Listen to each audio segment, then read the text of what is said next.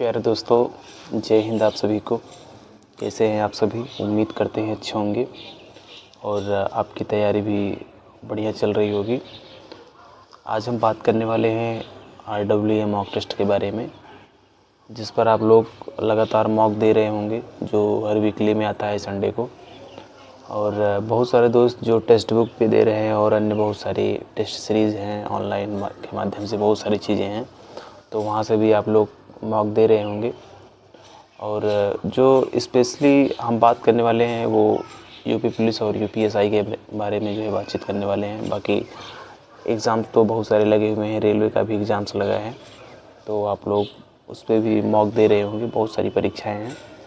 तो हमारे साथ इस चैनल पे बहुत सारे भाई जो जुड़े थे पहले से ही, तो वो लगातार और कांस्टेबल की परीक्षा में जब 244 पद आए थे तो उस पर मैं लगातार मॉक दे रहा था, तो मैं उस पर एनालिसिस लगातार करा रहा था और जो रियल हमारे स्कोर हैं उसको मैं बता रहा था। ऐसा नहीं मैं चढ़ा बढ़ा के बहुत सारे स्कोर बता दूं, तो ऐसा बिल्कुल भी नहीं है। अगर स्कोर कम आ रहा है तो उसको मैं बताऊंगा, ज़्यादा आ रहा है तो उसको मैं बताऊंगा, और कम आ रहा है तो उसको कैसे बढ़ाया जा सकता है उसके बारे में भी बातचीत आपसे करेंगे। और ज़्यादा आ रहा है तो बढ़िया है, ज़्यादा आ रहा है तो कोई दिक्कत नहीं है।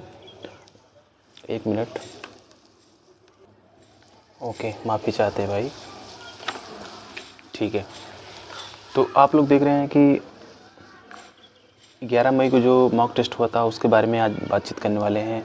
और अगर मैं कहूँ तो फाइनल रिज़ल्ट के बाद तो पढ़ाई तो बिल्कुल भी बंद हुई थी, बट इसके पहले जब रिज़ल्ट आया था यूपी पुलिस का, तब से ही लगभग 6 महीने हो गए, तो तब से ही पढ़ाई वगैरह मतलब ना के बराबर, क्योंकि उस समय सिचुएशन ऐसा था कि अब हो जाएगा तो थोड़ा अपने आप को थोड़ा चिल रखते हैं, थोड़ा रिलैक्स रखते हैं। बट वो फाइनल से बाहर होना एक अलग मतलब माहौल क्रिएट करता है। तो फिर उसके बाद फिर यूँ समझ लो कि 6 महीना पढ़ाई के लिए हो गया, 6 महीने बाद ये पढ़ाई स्टार्ट किए हैं। तो अभी इसके पहले एक मॉक लगाया था 11 के पहले, जो मॉक आया था संडे को, उसमें मॉक लगाया था, तो उसमें मैं एनालिसिस नहीं कर पाया था, उसमें नहीं बता पाया था कि मेरा कितना स्कोर है, क्योंकि मतलब मन ही नहीं कर रहा था। लेकिन अब बहुत सारे दोस्त कमेंट कर रहे थे और भाई कमेंट कर रहे थे। आप लोग देख रहे हैं कि बहुत सारे जो दोस्त इस पे लगे हुए थे, टेलीग्राम पे भी लगे हुए थे,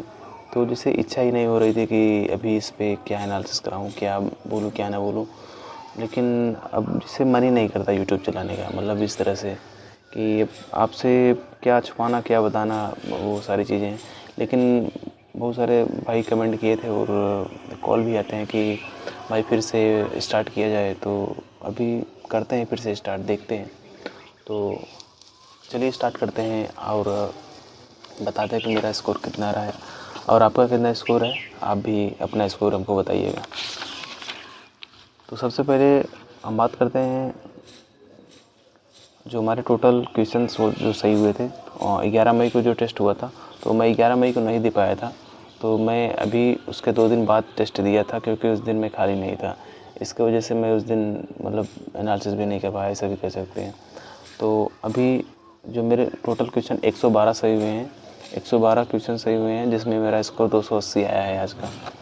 तो और इनकरेक्ट की बात करें तो 48 क्वेश्चन हमारे गलत हुए हैं, जिसमें मैक्सिमम जीएस के पोर्शन गलत हुए हैं।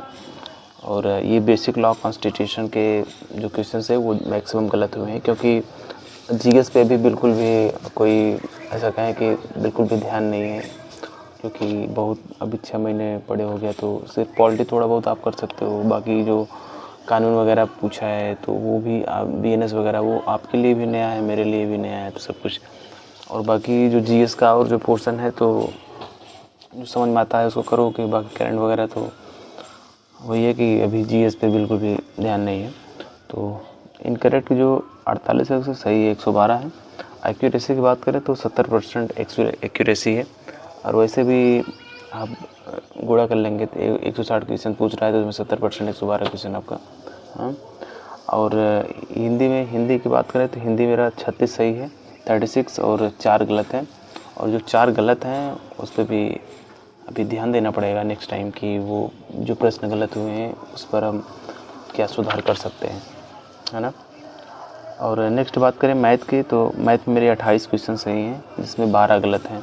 और 12 वो क्वेश्चन गलत हैं क्योंकि एक होता है कि टाइम कितना कम पड़ जा रहा है कि 12 वो जो क्वेश्चन गलत हैं वो टाइम क्यों पड़ रहा है और उस पर क्या ध्यान देने की ज़रूरत है, उस पर थोड़ा इस पर ध्यान रहेगा कि वो जो 12 क्वेश्चन गलत हुए हैं उसमें मैक्सिमम क्वेश्चन गलत ना हो, बाकी 28 हमारे सही हैं। ठीक है, अब हम बात करें रीजनिंग की, तो रीजनिंग में मेरे 32 क्वेश्चन सही हैं और 8 गलत हैं।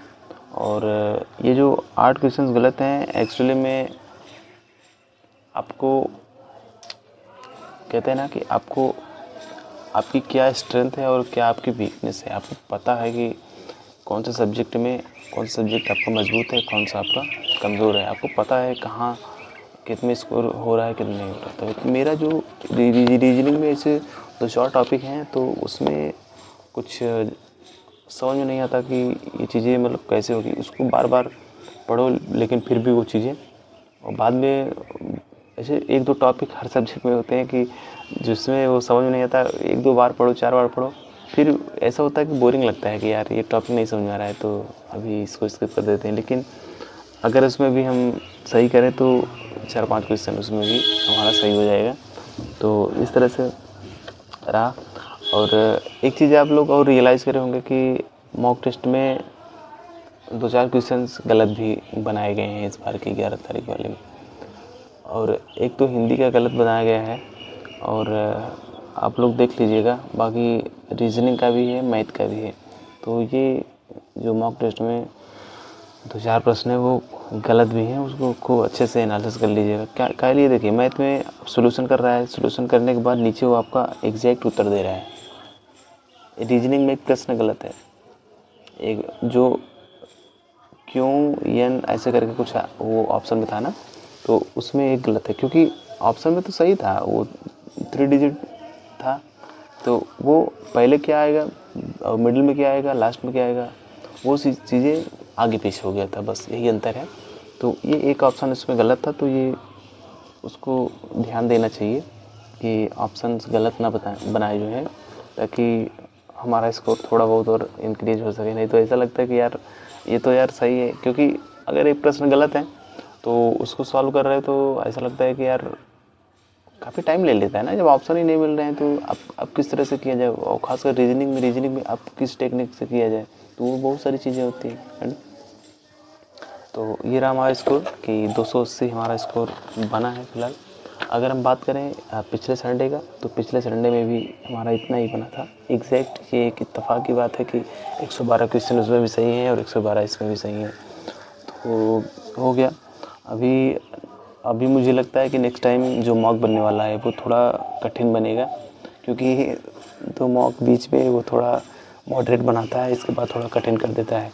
तो नेक्स्ट टाइम ये देखने वाली बात होगी कि नेक्स्ट संडे को मॉक में कितना स्कोर आ रहा है, बढ़ भी सकता है घट भी सकता है, दोनों चांसेस हैं। तो अभी घटेगा तो अपने को क्या लगता है कि सोचेंगे कि यार घट रहा है तो पढ़ाई हमारी नहीं हो पा रही है कम, ऐसा कुछ नहीं है। जो मॉक का लेवल है, तो क्योंकि सबसे ज़्यादा एक्यूरेसी और उसमें जो परसेंटाइल है वो सबसे ज़्यादा मायने रखता है। और मैं एक भाई का वो कमेंट देख रहा था कि वो कह रहे थे कि यहाँ यूट्यूब पे नहीं है, वो फेसबुक पे एक RWA का वो है ना ग्रुप है, तो उसमें एक भाई का कमेंट आया था कि 95 परसेंटाइल के ऊपर रहोगे तो काफ़ी अच्छा स्कोर माना जाता है। तो मैं भी उस भाई की बातों से एग्री हूँ। कह लिए कि थोड़ा परसेंटाइल आपका अच्छा होना चाहिए। बाकी परसेंटाइल का मतलब यही होता है कि जो भाई नहीं जानते, परसेंटाइल का मतलब जैसे 100 लड़के हैं, 100 लड़के पेपर दिए हैं, तो उसमें हाईएस्ट स्कोर कितना है, जो हाईएस्ट रहेगा उसको 100 परसेंटाइल रहेगा। उससे कम जैसे होते चले आओ फिर वो, ताकि वो समझ में आता है कि हाँ यार ये लड़का पढ़ने में बेटर है, अच्छा है, इसका बढ़िया स्कोर हो रहा है। बस यही होता है कि उसका मतलब और कुछ नहीं है। और आपका कितना स्कोर है आप भी बताइएगा और कमेंट बॉक्स में लिखिएगा आपका कितना स्कोर बन रहा है, कितना नहीं बन रहा है, ताकि हम जो है थोड़ा प्लानिंग कर सकें कि आगे हमें किस तरह से स्कोर को इंक्रीज़ करना है, कैसे नहीं। और अगर मैं अपनी बात करूं दोस्त, तो मैं अभी प्रीवियस ईयर को सॉल्व कर रहा हूं। तो प्रीवियस ईयर में मैंने यूथ पब्लिकेशन का जो 4 फाइल के नाम से बुक आई थी। तो 4 फाइल के नाम से वो फाइल 1 और फाइल 2, फाइल 3 और फाइल 4, तो जो चारों फाइल थे, तो उसमें चारों पोर्शन दिया था। ये आपका संविधान मूल विधि दिया था एक में मैथ दिया था, और एक में रीजनिंग, और एक में आपका हिंदी दिया था। तो अभी मैं कटरा गया था, तो कटरा से मैं मैथ और रीजनिंग का जो प्रीवियस ईयर है उसको लेके आया था, और फिलहाल मैं उसी को सॉल्व कर रहा हूँ। और हिंदी और जीएस का भी मैं नहीं लाया हूँ, उसको वहीं रखे हूँ। तो अभी बाद में इसको सॉल्व करने के बाद मैं सोचूंगा कि मुझे जीएस लेना है कि नहीं लेना है। जीएस लेने का मतलब ये भाई कि अभी मूल विधि तो चेंज हो चुका है, क्योंकि पहले आईपीसी सीआरपीसी जो है पूछता था, अब आपका बीएनएस वगैरह आ गया है। तो अभी वो मूल विधि पढ़ने से मुझे नहीं लगता कि कोई फ़ायदा होने वाला है, तो इसलिए मैं उसको नहीं लिया हूँ। बाकी आप कॉन्स्टिट्यूशन के लिए और बाकी जो अदर जीएस पूछता है उसके लिए आप प्रेफर कर सकते हो, अगर लेना चाहो प्रीवियस ईयर एक बार देख सकते हो। बाकी मूल विधि तो वो मुझे लगता है क्योंकि नया मूल विधि आ गया है, तो अभी उसी के अकॉर्डिंग आने वाली परीक्षाओं में प्रश्न पूछे जाएंगे, तो इसलिए मैं उसको नहीं लिया हूँ। रही बात हिंदी की, तो हिंदी के लिए मेरे पास राजपाल सिंह की बुक है, उसी में राजपाल से पढ़ता हूँ। और हिंदी में मुझे नहीं लगता, मुझे 36 क्वेश्चन सही हैं। तो अभी एग्ज़ाम बहुत वो है, अभी मैं हिंदी पढ़ भी नहीं रहा हूँ, तो मुझे लगता है कि वो हो जाएगा। हिंदी में मुझे कोई दिक्कत नहीं है। हिंदी तो अभी पढ़ते भी नहीं हैं, तो हिंदी में इसलिए कि मैं यूथ पब्लिकेशन नहीं लाऊंगा, और हिंदी नहीं लाऊंगा प्रीवियस ईयर। हिंदी का लिए मेरा हो जाएगा, हिंदी का कैसे होगा कैसे नहीं होगा देखेंगे। बाकी मैथ रीजनिंग का यही अभी देख रहे हैं। और एक चीज़ उसमें मैथ में और रीजनिंग में खासकर 2017 वाला जो क्वेश्चंस है, अगर आप उसको देखोगे तो मैथ में और रीजनिंग में दोनों की बात कर रहा हूँ कि 2021 वाला तो प्रश्न हो जा रहा है। कह लिए कि एक ही फॉर्मेट में, अगर जैसे CISI का एक ही फॉर्मेट का क्वेश्चन दिया है, तो एक ही फॉर्मेट के लगभग 2500 क्वेश्चन वैसे ही है। तो एक चीज़ इससे मालूम चलता है प्रीवियस ईयर से कि यार आखिर अगर जैसे एक महीना पेपर चलता है, जैसे 9,534 ऐसे कितने पोस्ट थे ना UPSI में 2021 वाले में, तो उसमें बहुत दिन एग्ज़ाम चले थे। तो पहला दिन का जो एनालिसिस आप करोगे, जो बहुत सारे टीचर बोलते हैं पहले दिन के जो आप एनालिसिस करोगे उसमें जैसे प्रश्न पूछे जाते हैं, तो वैसे ही लेवल का सिर्फ आपके डिजिट चेंज रहेंगे, बाकी उसी लेवल का शुरू से लेकर लास्ट तक वैसे ही पूछता चला जाएगा। ये चीज़ 2021 वाले में हुआ था, ये चीज़ देखने को मिला है। और एक चीज़ ये हुआ कि बहुत सारे प्रश्न में ऑप्शंस मैच कर रहे थे। सिर्फ अगर आप ऑप्शन याद कर लो कि ये वाला ऑप्शन इसका सही होगा, नहीं याद कर पा रहे हो, जैसे आप नए हो, आपको नहीं समझ में आ रहा है कि यार कैसे सॉल्व होगा, मुझे तो समझ में नहीं आ रहा है, तो आप सिर्फ ऑप्शन याद कर लो। ऑप्शन से हिट हो जा रहा था बहुत सारे। अब 21 वाला आप लगाओगे पेपर, आपको समझ में आ जाएगा हाँ यार ये तो ऑप्शन से भी मैच कर रहे हैं। मगर 2017 वाला वही अगर प्रश्न उठाओगे तो समझ में आएगा यार 2017 में तो इतनी मतलब 2021 के अकॉर्डिंग बहुत कठिन सवाल है यार, उसको वो तो सॉल्व भी नहीं करवा रहे थे। तो 17 वाला सॉल्व आप कर पाओगे, लेकिन थोड़ा टाइम लगेगा। तो इसलिए हम सोचते हैं कि हमें ज़्यादा से ज़्यादा प्रैक्टिस करनी चाहिए ना, वो 2017 वाले क्वेश्चंस के लेवल से ही प्रैक्टिस करनी चाहिए। क्योंकि अगर आप जैसे आपके 5 किलोमीटर रनिंग है, अगर आप 10 किलोमीटर रनिंग रेस करोगे तो आप 5 किलोमीटर आपके लिए आसान लगेगा। अगर आप 5 किलोमीटर रेस कर रहे हो और वहाँ फिर आपको थोड़ा बहुत ज़्यादा दौड़ा दी, तो फिर एक ये होता है कि अरे यार नहीं हो पाएगा। वैसे मैं कह रहा हूँ अगर 2021 2017 दोनों प्रश्न आए हैं, अगर आप 17 वाला तैयार करोगे तो आप 21 आसानी से कर जाओगे। अगर आप 21 तैयार करोगे 17 वाला पूछ लिए तो फिर खत्म है, फिर काम तमाम हो जाएगा फिर। तो इसलिए 17 वाला अगर आप प्रैक्टिस करना चाहते हैं तो 17 वाले लेवल से ही प्रैक्टिस करें, वो आपके लिए ज़्यादा बेनिफिशियल रहेगा। और बाकी बात करते हैं नेक्स्ट वीडियो में। और कैसा लगा आपको वीडियोस प्लीज़ आप लोग बताइएगा। और भाई देखो रहा बात स्कोर का, स्कोर बहुत ज़्यादा चढ़ा बढ़ा के बताना या फिर बहुत ज़्यादा वो थोड़ा अच्छा नहीं रहता। ज़मीनी हकीकत सबको पता है, ज़मीनी हकीकत आपका कितना स्कोर है, मेरा कितना स्कोर है, वो सही बात होगी तो ज़्यादा बेटर रहेगा। और आपका कितना स्कोर है वो आप बताइएगा, कमेंट बॉक्स में ज़रूर बताइएगा आपका कितना स्कोर है। और नेक्स्ट वीडियो जब भी बनाऊँगा तो आपके कमेंट्स मैं अपने वीडियो में आपके नाम अनाउंसमेंट करूँगा और आपके कमेंट्स में बताऊँगा कि आपने कौन सा प्रश्न पूछा है। जो जेन्युइन है वो मैं वीडियो में वो बताऊँगा आपके नाम के साथ। और एक चीज़ ये पता है कि सारे क्वेश्चंस का, सारे कमेंट्स का रिप्लाई दिया जाता है, तो उसके लिए बेझिझक रहिए, अपने कमेंट्स आप छोड़ सकते हो, रिप्लाई आपको दिया जाएगा।